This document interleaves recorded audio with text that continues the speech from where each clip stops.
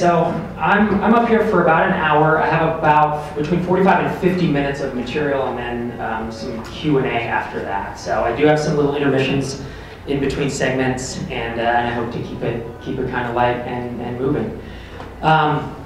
My name's Rob, and I'm very approachable. I'll be here until tomorrow morning, so let's chat if you have questions after the talk. I see a lot of familiar faces, and that's cool. If you want to find out more about me, I blog at softwarebyrob.com about exactly the stuff I'm going to be talking about. I'm also going to have these slides up. I'll give you a URL at the end, because I have a lot of tactical information. I'm a tactician rather than a strategician. Strategery. So I have a lot of very tactical stuff, and I don't want you to feel like you have to type or write everything down. So that'll be up on my blog at the end. I'll give you that URL. So I have one goal when I speak. Frankly, when I consume media, when I'm listening to someone talk or listening to an audiobook, listening to a book, I'm trying to glean things out of it that are actionable, right? I want to be able to take it away and implement it in the next week or two. I love high-level ideas. I love Seth Godin and those kinds of people, but I tend to just get really excited, and then I don't know what to do with the fact that I want to be a linchpin. I don't know what to do. So my goal is that everyone in this room, whether you're just starting out, whether you're just starting, you're going to start writing your code today, or whether you're in your business 10 years or 15 years, that you take away something that you can implement in the next week or two that actually makes a difference in your business. And so with that, I'm hoping you're thinking the same thing. What's in it for you? Because there's a lot of really smart people in here who make a lot of money per hour, and you're giving me 1 hour of your time. So I want to respect that. And I'm going to be talking about 4 things today, and I'm hoping that it covers the gamut of from beginner to more advanced. I'm going to be talking about why you should start marketing the day you start coding if you're launching a new product. I'm going to talk about how to write a game-changing headline. I'm going to talk about why boring products have a higher chance of succeeding, and I'm going to talk about how to double the revenue you receive from each of your customers. And we're going to look at concrete examples, concrete actions for each of these. A little bit about my background. I'm not a big fan of background slides, but since I imagine a lot of you don't know me here, you got to be thinking, okay, this guy's going to give me a bunch of advice. Why should I listen to him? What credentials does he have? So I'm a software developer, have been writing code since I was a kid, been doing it professionally for about 13 years. I make my full-time income from products. I haven't done consulting for about 5 years, and I have a portfolio of small applications. Some of them are web-based, some are downloadable. So one I've been working on most recently for about a year is called HitTail. It's an SEO keyword tool that mines traffic. It mines your website's traffic in real time, and it tells you the low-hanging SEO terms that you should be targeting that aren't. I have an app called .invoice. It's web-based invoicing software.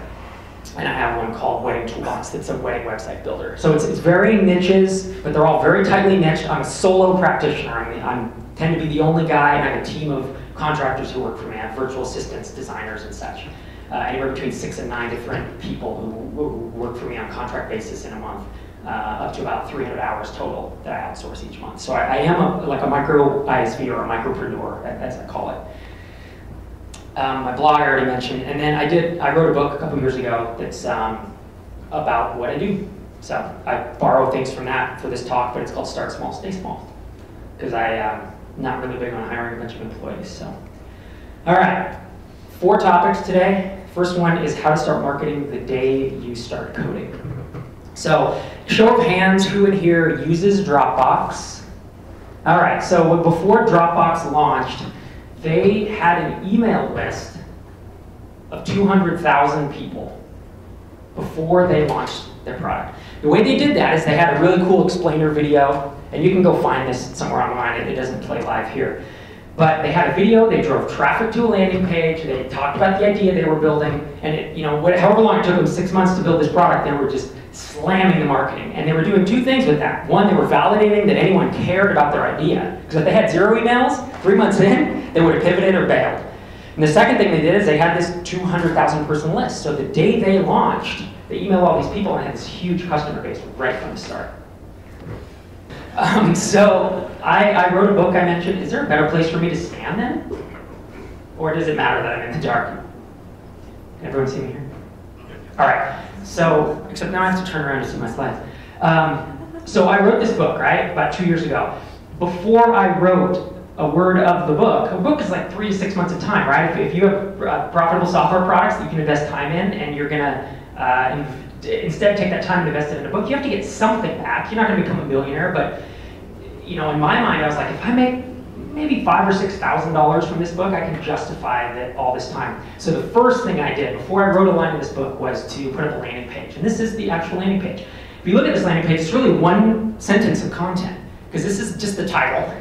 And this down here is the call to action in the form. The only sentence is the starter book that assumes you don't have $6 million of venture funding sitting in your bank account. That's it. So it's one sentence. I got 600 emails, right? So I'm not Dropbox, I didn't get 200,000. But in my head, if I converted just a couple hundred of those, and I was selling a paperback combo, it was about $30 price point. If I got a couple hundred of those, and that was about $6,000. And I was like, well, let's do this. So then I went into my basement, I wrote the book, I launched the book. I wound up selling 300 copies at $30 a pop when I launched to this list. And so I made $9,000, which was just, beyond my wildest imagination that 300 people would buy the book. And then, since then, it's sold 9,000 copies. So I didn't count on the 9,000, and I wasn't writing it for the 9,000, but if I had gotten 0 emails, I wouldn't have moved forward with it. The other thing, I throw a conference in Las Vegas called MicroConf, and the first year, a lot of people in here know if you've thrown a conference, you have to write a check for $15,000 or $20,000 before you really know if you're going to sell tickets and stuff. And that's a scary thing to me. That's a lot of money. So before we had a venue, we had this landing page. And we had these speakers. These are folks that we know. And I got them to agree to speak at the conference, wherever it might be. And we got, I'm trying to think, it was about 500 or 600 emails before I booked a venue, because then I at least knew there was enough interest. So you can take this one step further, go beyond a landing page. This is a colleague of mine. I mentored him with some of his stuff, but he had an app that he wound up not launching this app, but it was basically tournament management software. And you can see he has some screenshots here. Now the screenshots are actually just mock-ups. This is not a real app, but he built a real sales website using WordPress. And so it's you might hear the term smoke test, but basically it's kind of a SaaS sales website. You click through, you get by me, you click by me, and it says, thanks for checking out. We're almost done. If you're interested, if you're really interested, give us your email. He wound up not building the app. There was interest in it, but he frankly lost interest in the niche.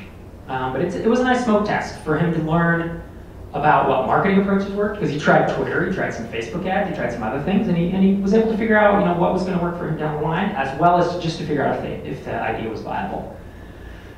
So typically I hear two objections to this. Especially, being a developer, I understand the mindset. It's like, well, I have this idea, and if I put it up on a landing page, won't someone else steal it and do it before me?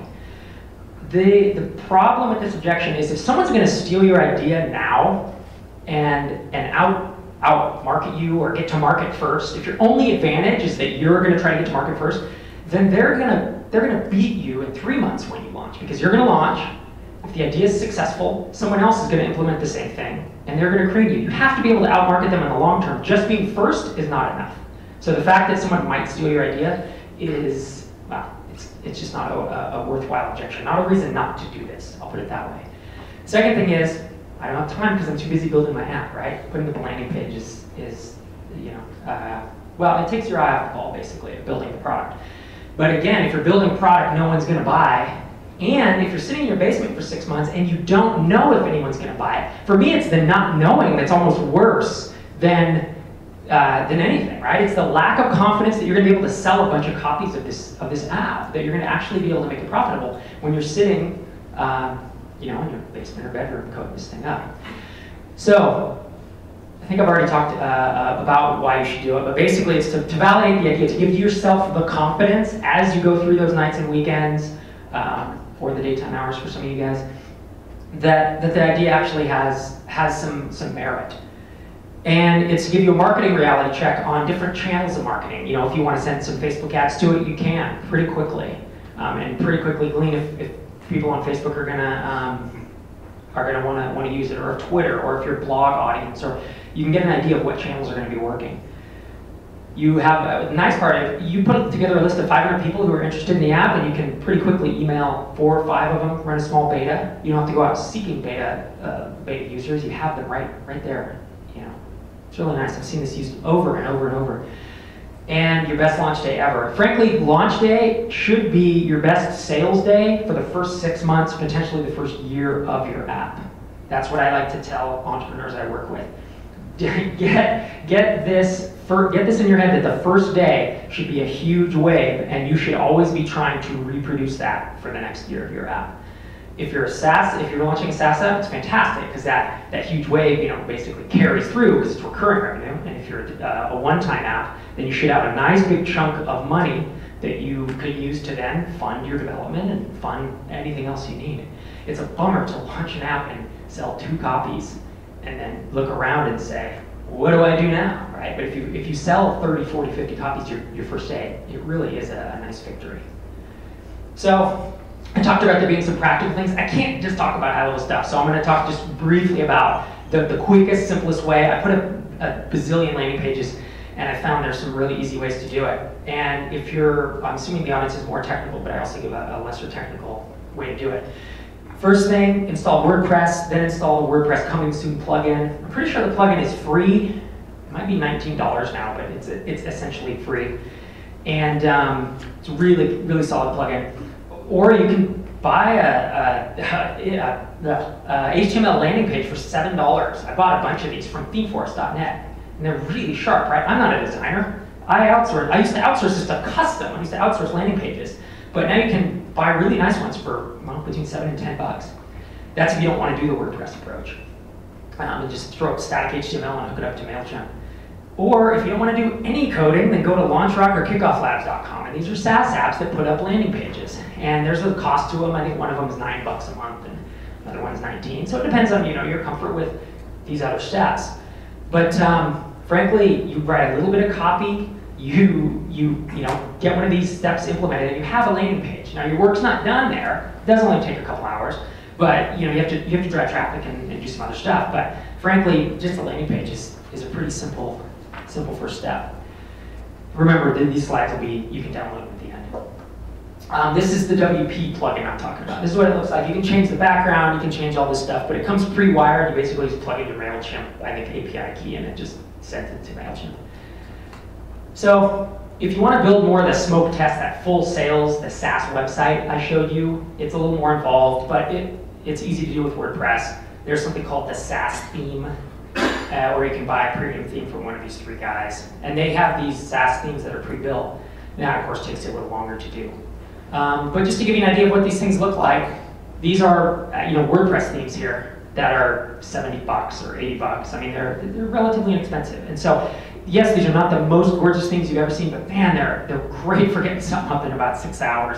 And they're really nice frameworks for you to start plugging your copy in and not having to really think about designing something from scratch and spending weeks doing it. So there's just a few samples to give you an idea. Yeah, they're reasonable. So if you want more, there's obviously more to talk about with this. I wrote a blog post called Why You Should Start Marketing the Day You Start Coding. It goes into this in more depth. That's on my blog. And then if you want to start sending some traffic to it, I kept getting the question after I did this talk. People would say, well, how do I want to do a little bit of advertising. So I wrote this other blog post called The 5-Minute Guide to Cheap Startup Advertising. And it's kind of these hacks that I've used on Reddit, Facebook, buy-sell ads, AdWords. There's one other that I forget. But it's hacks that I've used to try to get really cheap clicks. And that Dharmesh published that on Art Startups. So that's your further reading if you're interested. Okay, deep breath. So 4 segments, 1 segment down. Next one is called How to Write a Game-Changing Headline. I've been writing headlines, about 8 or 9 years. And I developed this system that's pretty simple. It's got 3 steps. If you're a professional copywriter and this is what you do for a living, you probably have your own system. And so maybe you'll take a snooze or walk out during this. But this is a system I found that works really well. It's great scaffolding especially for kind of developer-minded folks who are trying to, like myself, who want kind of some guidelines on how to, this almost almost ensures you're not going to write a crappy headline is what it does. And well, I'll just dive into it. So the 3 steps, the 3 aspects that a headline should have. 1, it needs to have either the word you or your in it, and that can be explicit or implied, and I'll give you examples of that later. It should include at least 1 verb, and you need to make a promise in the headline. Let me step back up here, because I need to look at some of these slides. I don't want to keep turning around. Okay, so I'm going to cover these rules, give you some examples. So these are some anti-patterns here. Oh, look at this. Yeah, lit up.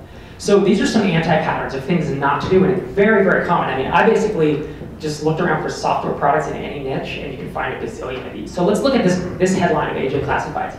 This is the headline. AJ Classifieds, V3, now available with various languages. Okay? This does not inspire me to act. It doesn't inspire me to do anything.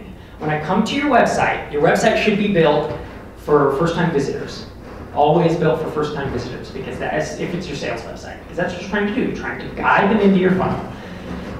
And this doesn't really inspire me to click anything, or buy anything, or find out more, or do anything. This headline, I love these guys, by the way. This software is awesome. The headline is Collection Database Software for this and that. So it describes the software. And then there's some features here. Again, okay, that's good, but does that solve my problem? What should I do next? There's a lot to this, right? It doesn't really get me excited about their product. Multi-carrier shipping software. So again, it's a description of the product. And this is the trap. This is the anti-pattern over and over and over and over. If you have a website, go look at your headline, and it probably describes your product. I've had many that have had to go back and rework because they just describe my product. This one says Introducing Testgraph 7. And actually the better headline is they buried the lead here. Look at this, create tests, exams, and surveys. That's actually a better headline. That has a verb in it, and it tells you what it does. It's like, oh, I need to create tests and surveys. So it actually helps me, but I think they've changed this since then. But yeah, bottom line is Introducing Testgraph doesn't get me that excited. So here's some anti-patterns, things not to do. Don't say we are pleased to announce, because it's a we statement, and as a customer, I really don't care what you're pleased to do, I just want to hear it. I don't care that you founded in 1978. I don't care that you pretty much anything. If you have we anything, it's bad. If you have the best, this is the best invoicing software, the best project management software, the best CMS downloadable ebook, it just doesn't matter. These are empty words, and they don't tell me how it solves my problem as someone who's trying to solve a problem. I'm at your site because I'm trying to solve a problem. Description of product. That's the other anti-pattern. We saw that a lot. So I come back to my 3 rules. Have you or your in the headline, and that can be explicit or implicit.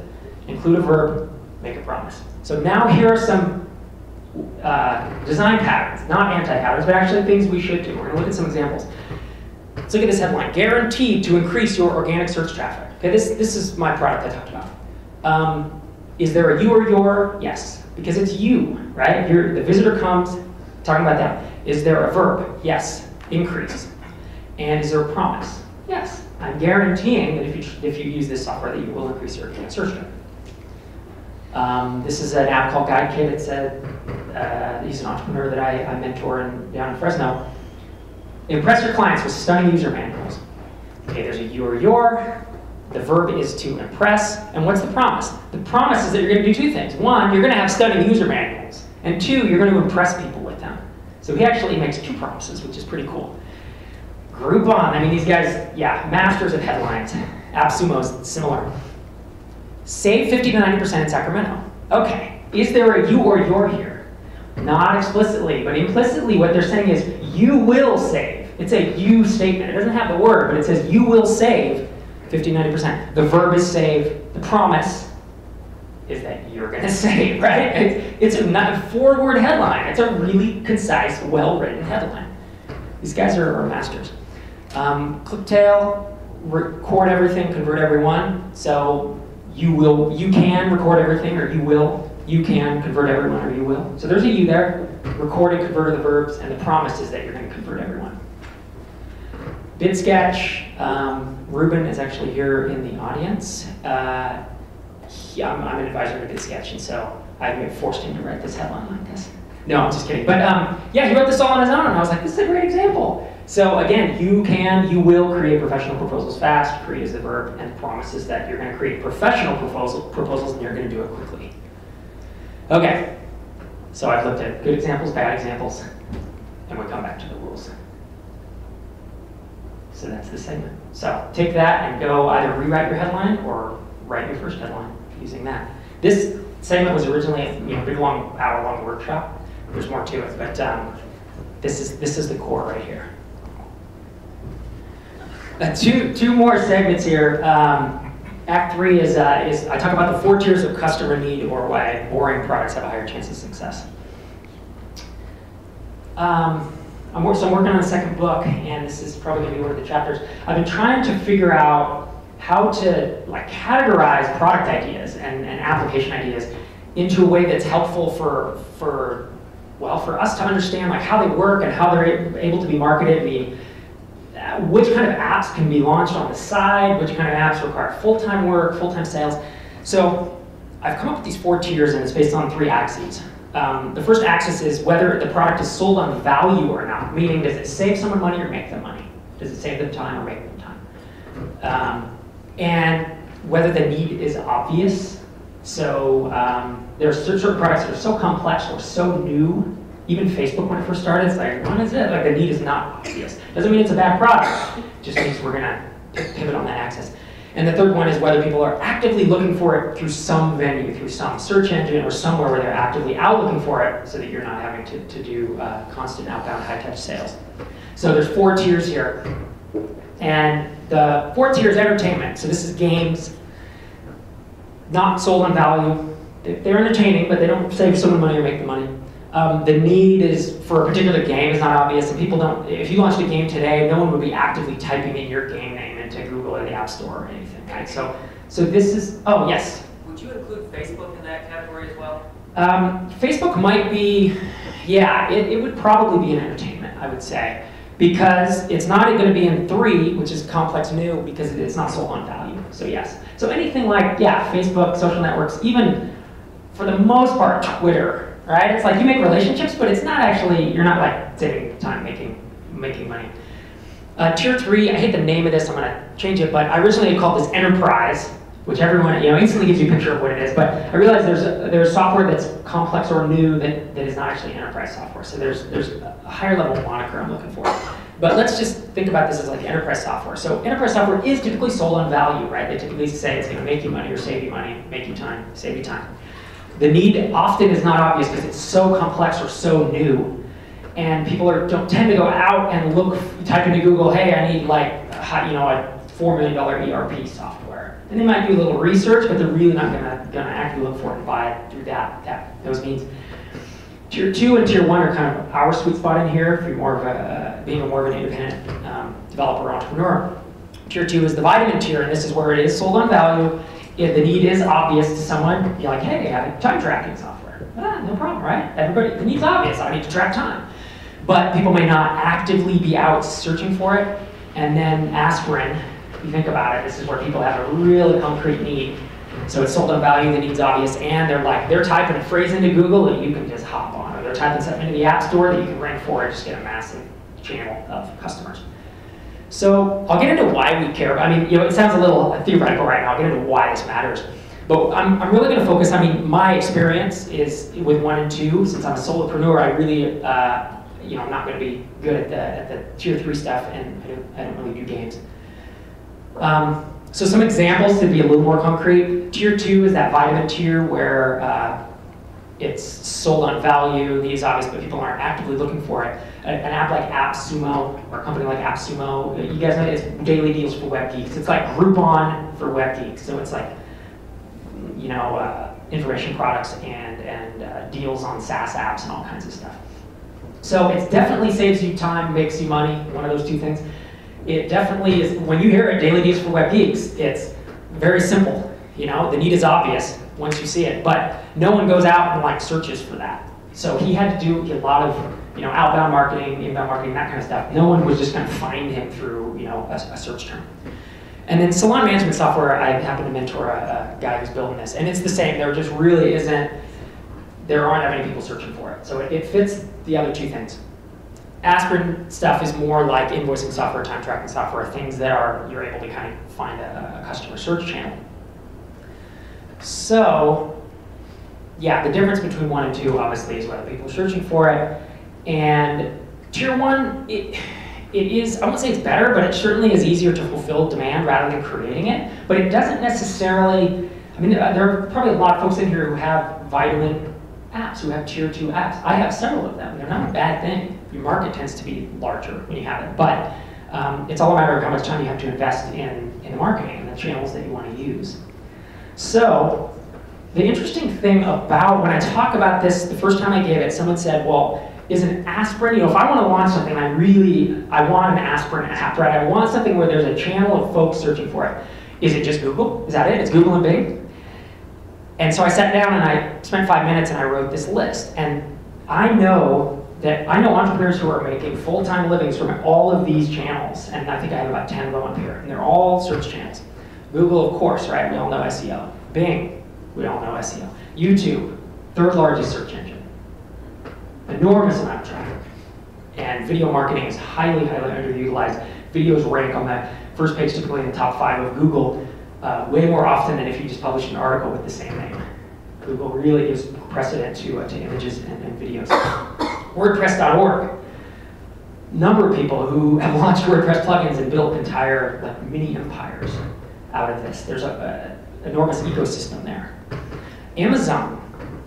Huge search engine, and people have their credit card on file. So anything you can get into Amazon, that's a killer search engine. One of the reasons that my book has sold well, especially recently, is it was linked to, it was the also buy, when you search for the Lean Startup book, everyone's probably heard of that, it was like the also buy. And so, boom, just being in there, I was getting 500 sales a month. It was crazy.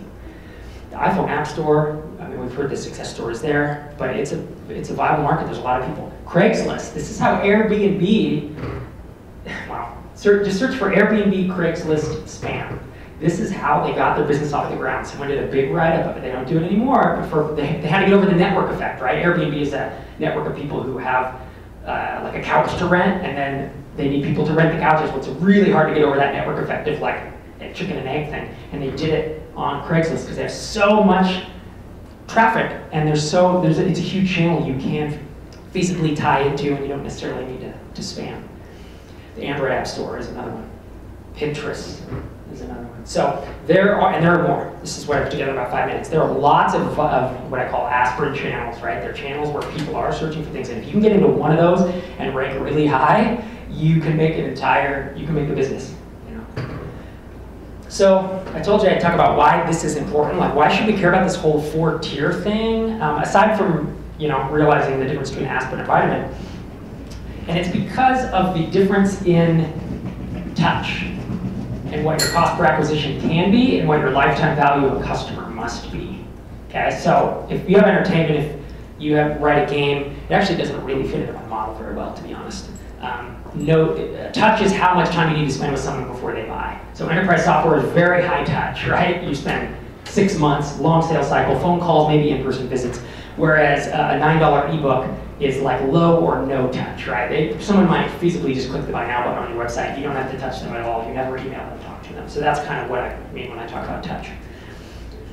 Complex new, again, enterprise software. High touch, your cost to acquire a customer is very, very high because it is high touch, right? You have to hire salespeople or spend a lot of your time doing it. So as a result, your lifetime value of a customer, if you're going to launch in the enterprise, minimum must be $5K per sale. And typically it's $20K and over, and it goes into the millions. I've known very few solo entrepreneurs who've done this, or even small companies. I do know a few. The vitamin stuff. Vitamin software, the vitamin tier. Your touch is moderate to low. Remember, this is like invoicing software, time tracking software, that kind of stuff. Your cost per acquisition, it can be none. Typically, you're going to have an email with a few folks. But your lifetime value, if you can't get it up to about $100, $150, if you can't get the lifetime value, so it's either a one sale thing where you're getting that out of one sale, or you're getting it over the lifetime if it's a recurring sale. If you can't get that, you're going to have a really hard time making this a 5 or 10 year business. There just aren't many channels that are going to get you a customer at that low cost. and then aspirin can be ridiculously low because you can rank number 1 in Google or the App Store. You can sell a 99-cent app and make millions, right? I mean, your lifetime value does not have to be that large. The long-term prospects of that are dubious. I don't like $1 lifetime values. It kind of pains me that they exist, but there they are. So this is probably the money slide. This might be the most important slide or the most actionable slide of the whole thing. And again, you'll be able to download this. I originally had this as 9 different slides and I compacted it on one. These are marketing approaches that I've been using lately that have been working. And what I like about this, I've never seen this. When I was starting out, I was like, yeah, I hear about all these marketing approaches. People say, you know, do SEO and all kinds of other stuff. But I didn't know, like, how much does that cost? Does that scale? Like, can I build a business on that? Do I need to build a business on it? And what I finally realized after like building, so I have about 10 different products. After doing all of these things, I realized that A, when you're first launching a product, you need to do a crap ton of stuff that doesn't scale. In the start, you need to do stuff that doesn't scale. And then you eventually, if you want to keep it around long term, you have to figure out how to get that to scale, meaning how to get it into more of a flywheel effect that continues. And I never saw cost per acquisition numbers.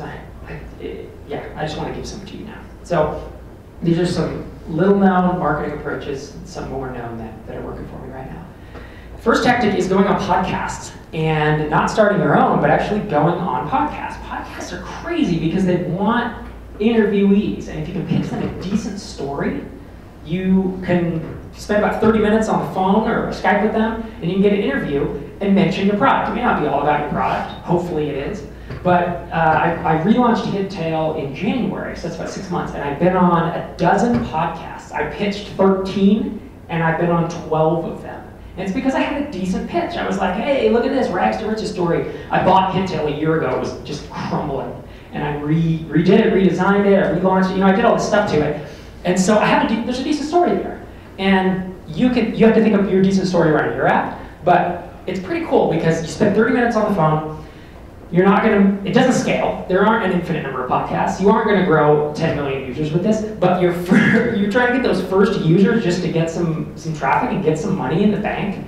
That's what podcasting is good for. Cost per acquisition is essentially 0. It's about 30 minutes to an hour of your time.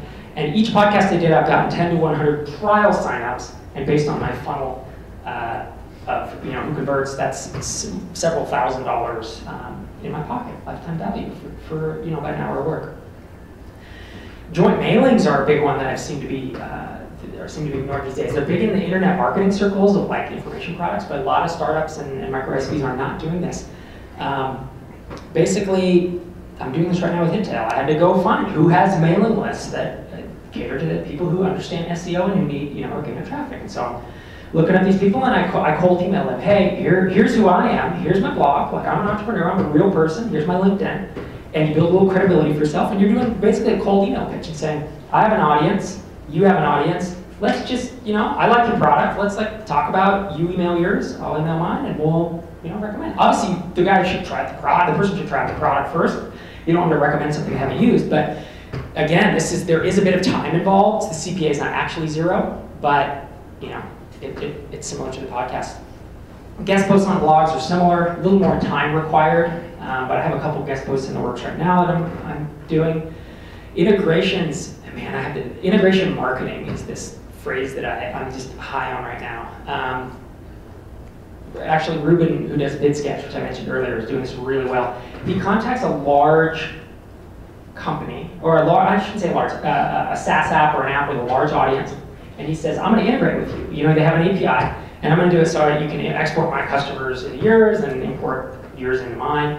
And I'm going to do a really nice landing page. Here's an example of it with a video. Would you be, if I do a good integration, would you be willing to mail your list once that's done? And that's the key. It's not just doing the integration. It's not just getting listed on their low traffic page that talks about integrations. It's actually getting them to email their list.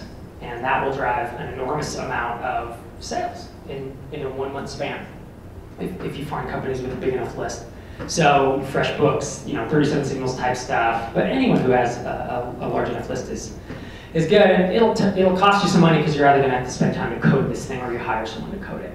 But it's pretty cool. Again, it doesn't scale. None of these first 4 are going to grow a $1 million business, but they're the early days. This is your first 100, first 500 customers. The stuff that scales is the stuff we tend to hear more about. SEO, you know, if you're good at it, do it. If not, learn it. Facebook ads, this is kind of the money one. I never knew what the cost per acquisition for a Facebook ad is. I realize that's a big ass range, but it's good to know that. It's good to know if you have the vitamin product, remember how I talked about, you really, you're gonna have to spend some time and spend some money to find people. Like, Facebook ads are right on the edge of whether you can, you know, really scale that up if you have a vitamin product. AdWords are more expensive, totally, right now, than Facebook ads. I don't do cold calling, but I have a friend who worked at a call center and they knew all the numbers, and it's pretty expensive to acquire a customer. So, like I said, that's the money slide. You should be able to take at least some of these away that hopefully you're not doing and give it a shot here soon. Okay, I have another intermission. This is another video. Anyone heard of Louis C.K.? Louis C.K.? Yeah, right. What I like about Louis C.K. is he's a comedian, but he's an entrepreneur. He got tired of he was going to release a comedy special, and he went to like Viacom and a couple others, and they're like, all right, we're going to make a DVD and sell it for 20 or 30 bucks, and they're going to get $2, you know. And he said, no, I'm going to hire. He hired a crew, spent $250,000, and he hired a crew to follow him around to his comedy shows, and then they produced a video, and he put it on his website with no DRM, and it's $5 to download. And in about 10 days, he sold $1 million of this. Now he's a fairly popular comedian. He has an audience, but he's not huge. And he really sparked a movement. So he took the $250,000 he invested in that, you know, in the recording. He gave $250,000 to charity, and he gave $250,000 to the people, like all the crew, and just kind of bonuses, basically. Like, this is wildly successful. And then he took $250,000 for himself. He said it was the largest chunk of money he had ever had in his life. And this dude has his own TV show. Like, entertainers do not make money. I love that he's doing this. And actually, in the last week, he's now like trying to crowdfund his own TV show, I think. Is that what he's doing? Yeah, I just heard about it the other day. He's like really doing it. So it's like a good example for entrepreneurs everywhere. Okay. Fourth and final act. Hopefully the one you've been looking forward to the most. How to double the revenue you receive from each customer. So this is whether you've launched or not. We're going to look at lifetime value, which I mentioned already, but I want to talk a little bit about what it means and why it's important. So lifetime value, of course, is the total amount of money you're going to receive from a person, a customer. These are real customers. I know I talk a lot about metrics and numbers and stuff, but I know a crap ton of my customers in person, like they are real people. So you can't forget that. But it's the total amount of money you receive from a customer. That's what lifetime value is. And so if it's a one-time sale, obviously, it's that amount, right? If you sell something for $19, your lifetime value is $19. If you have a SaaS app, there's a formula that involves churn and your average monthly price to figure it out. The way to be profitable, this rule of thumb, is that your lifetime value should be greater than 3 times your cost per acquisition. It's a loose rule. I'm still fudging around with it. I used to say lifetime value has to just be greater than cost per acquisition, but that doesn't make any sense because then you have no profit. So 3 times is the rule I've heard, and I'm living by that now. So all of the marketing approaches I'm trying today with all my apps, I have to live by this rule, and if they don't hit that number, then I don't do it. The reason LTV is important, the reason we should talk about it, is that if you sell an app or an ebook, let's say, or a module or whatever for $19, and your competitor sells it for $19, you're competing head-to-head, right? And you're trying to figure out, should I drop my price? Should I be a little cheaper? How am I going to get customers when this person's trying to compete with me? Instead of worrying about all that, if you go off and just prepare one premium something for $329, $299 or $199, and whether that's 1 hour consulting, whether that's a super fancy lifetime support, whether it's something, right? A membership website, anything that is a high price point, and you get just a small segment of those people of your original purchasers to buy this $300 thing, then suddenly your lifetime value, the amount of money you receive from each customer, goes up dramatically. So now you have $85 per customer. So the question then is, your competitor is still selling his or her thing for $19. You now make $85 for essentially the same sale, because the CPA, the cost per acquisition on this second sale is 0. You don't need to spend any money. It's typically an email follow-up sequencer or something like that. So can you break even on this $19? Could you? Your competitor can only spend $7 by my rule, right? $6. Maybe they're going up to 12 and playing with fire, but suddenly you can spend $19 you can actually spend a third of this, which is 25 bucks. You can spend more, you can lose money, you can do a loss leader, right? Which we thought only big companies can do, but it's really easy to do. It's called a back-end product or a back-end thing, and I'm gonna talk about how to do that. And I've done this with a number of my apps. This is how, I get one of these in the mail every month. 50 buck Barnes & Noble gift card and come to like a webinar, I think what it is. And well, how can they do that? How can they just give away $50? Well, because they know what their lifetime value is, and they know that it costs them way more than 50 bucks to normally acquire a customer. So they can send this out. It's the same reason you see these affiliate plans like HostGator, which is web hosting. If you refer 1 to 5 people per month, they'll pay you 50 bucks. And if you get up over 20 people, you make 125 bucks per referral. That's a lot of money, but you know what? They know what their lifetime value is, and they know that their cost per acquisition is typically higher than that. Yes, question? Don't you find that if you offer an incentive program, that it will distort your acquisition costs because a higher number of people will opt in, some of which are really not customers? You only offer so the question was, if you offer an incentive program or a back-end product, do you find that it distorts your cost per acquisition because non-customers might buy it or something?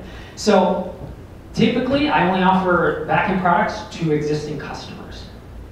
That makes sense? Because if they're non-customers, how am I going to reach them for zero money? How am I going to reach them for no money? I would have to do marketing for that. So you could market it as a separate product, but that's not really kind of the focus of this. Lifetime value ranges, I kind of already talked about this. If you're an aspirin, 99 cents in a vitamin product, between 150 and 500. If you hit 500 bucks, if someone in here has a lifetime value of 500 bucks, I need to high five you, because that is like a personal goal of mine. There are apps that get up beyond that, but that's a really nice, that's a nice amount of money to be able to play with. When I acquired Hittail, the lifetime value was about $90, and it's been a focus of mine to increase that so that I have more flexibility with how I can find customers.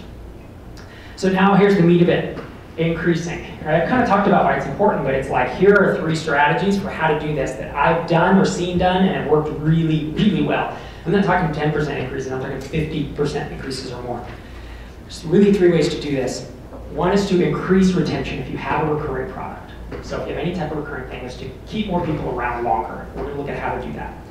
Second thing is to just increase your prices. Look at 2 different ways to do that. And the third is to sell more to your existing customers. That's the back-end sale that I've kind of referenced already, and a few other ideas.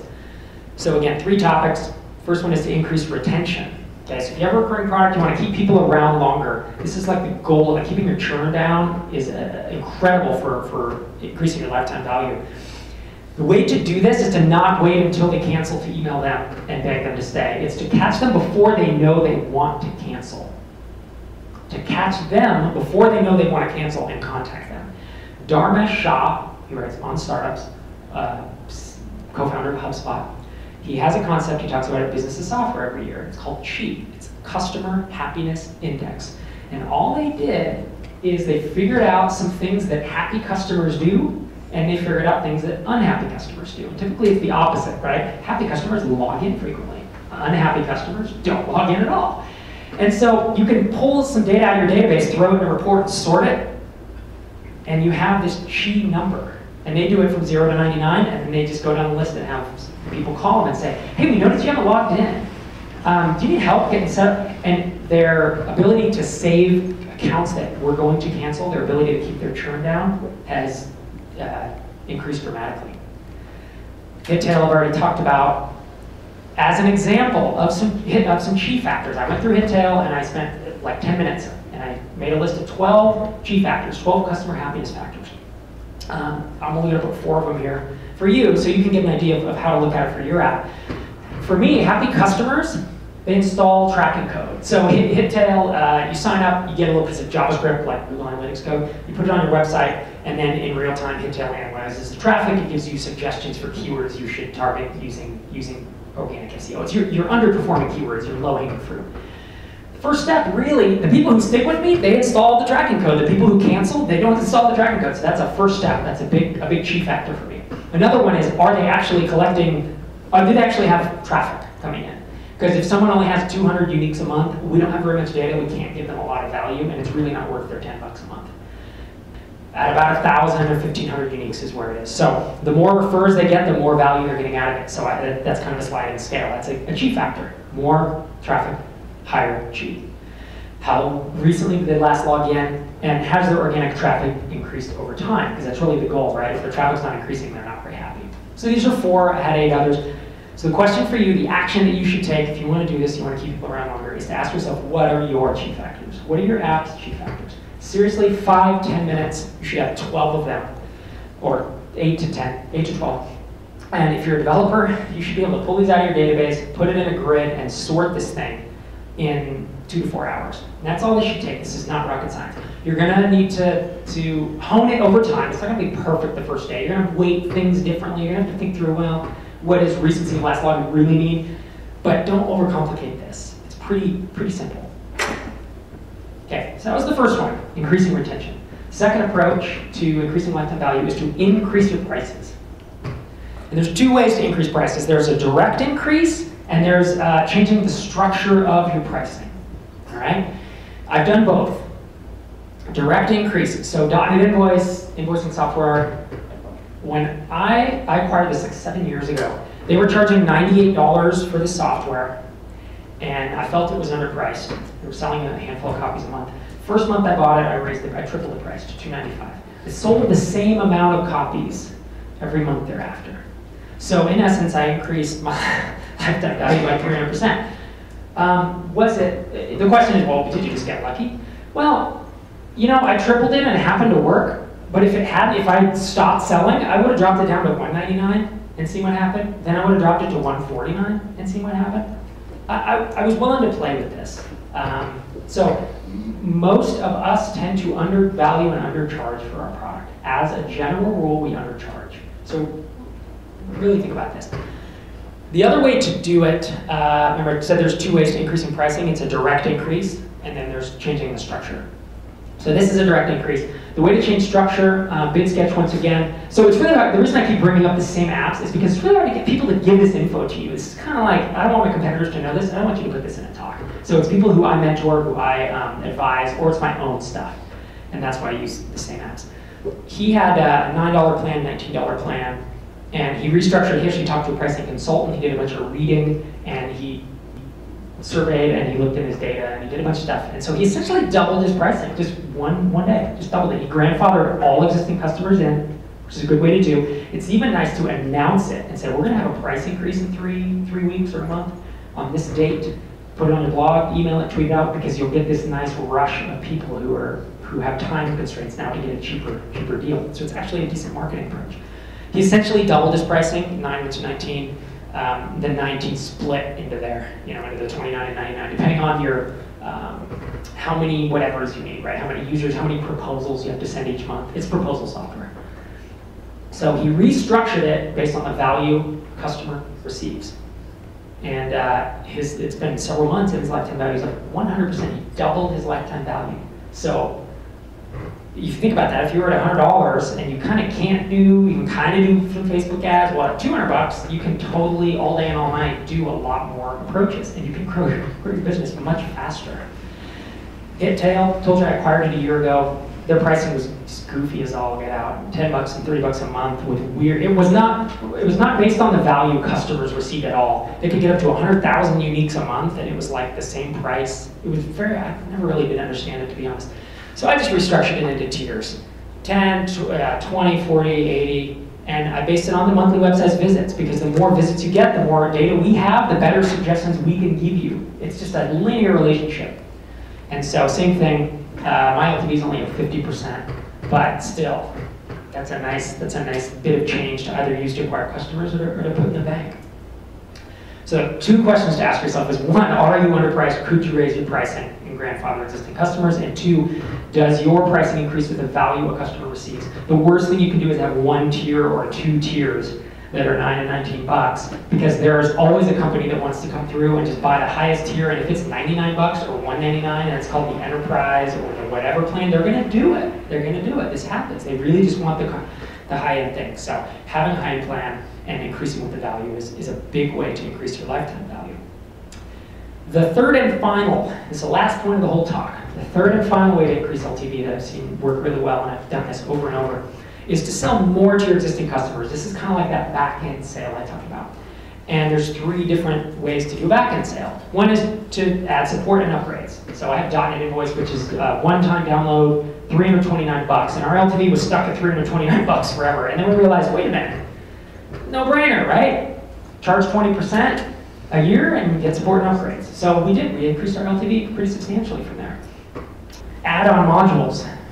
So with .NET Invoice, we said, well, invoicing software should sync with QuickBooks, and we sell this thing for $99. So we don't sell it to everybody, but we sell it to maybe 10, 20% of people who come through. So now, at 0 cost, well, not 0 cost, but 0 recurring cost, right? We had a one-time development cost. At 0 cost, we've now increased our LTV for life, for everything. And the third one, and this is my favorite one recently, I've had a great success with it with Hittail, is to actually add services to it. And as product developers, you don't like services, right? I got out of consulting because I didn't want to provide services. But there are some kind of cool ways to do it if you think creatively. One of them is, this is an example, Raven Tools is an SEO tool, and they have a keyword suggestion tool. Not as good as Hittail's, of course, but it's similar. And they just integrated with a third party called Text Broker. And so they suggest keywords, and then instead of you having to go write an article based on those keywords, you click a button in Raven Tools, and they charge you $30, and you get an article back in 2 days. And it's good stuff. I mean, it's a good writer. It's not like sent to India. It's like someone who is a native English speaker here in North America. I did this with Hittail, and I've increased my LTV just by doing, I just did this exact same thing. I launched it about 30 days ago. Integrated with Text Broker, I did the exact same thing. And almost a 50% LTV increase in the last 30 days.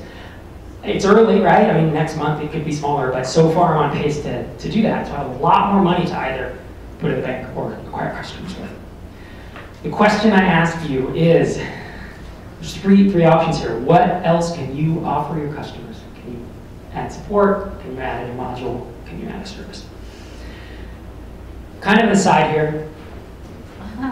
After your LTV is greater than 3 times your cost per acquisition, if you've ever thought of raising funding, this is the time to do it. This is when you get enormous valuations.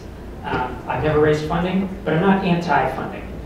I'm anti-people coming with an idea and saying, I want $10 million for it. That's what I don't like. What I love is when someone has built a business that has hit this milestone and can scale it, and then coming and saying, I want to raise money on my terms. Because at this point, this is like putting $1 into a machine and getting $3 out over the next 6 months or a year. That's really what this is. So all you need, you want to put as much money into that machine as possible. So you may only have 10, 20 grand in the bank, but if you raised $1 million, you stuff into that machine, you get $3 million out of the next. That's what the smart people who are smart and raise funding, in my opinion, they do this. Because you just need the cash to insert it into the machine. So it's more of an aside, but I find that this helps people understand when it's good to raise funding and not. So that is the end of my talk. softwarebyrob.com/slides.pdf. If you want to download those, connect with me on Twitter, and then this is the really poorly designed cover of my book. But if you're interested in this kind of stuff, check out my blog. Tons of free stuff. If you're into podcasting, I have one of those too. It's also free, and then my book is $19. So start small, stay small. Thanks a lot for having me.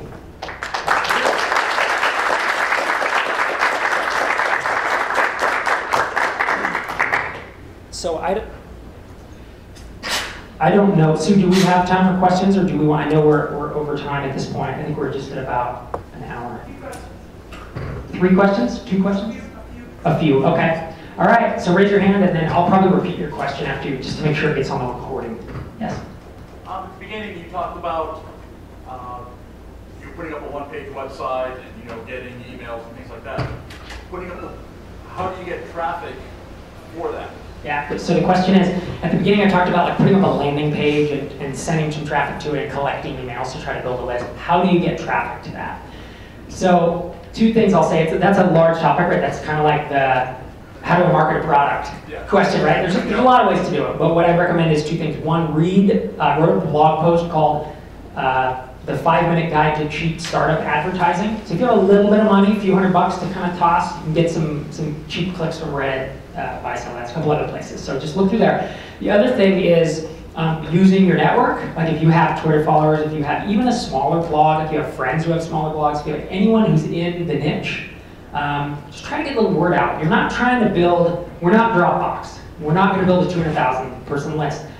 But just getting a couple thousand people to that list you're going to develop for 4 months, 6 months if you're building it out.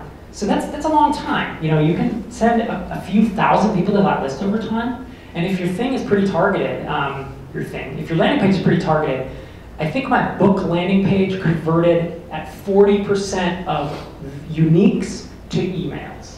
So that's a pretty good one. 15 to 20% is more closer, right? So if you send 2,000 uniques and you get 20%, that's 400 people. You could probably send 2,000 uniques just being super scrappy and creative over the course of 6 months. So that helps. Other questions?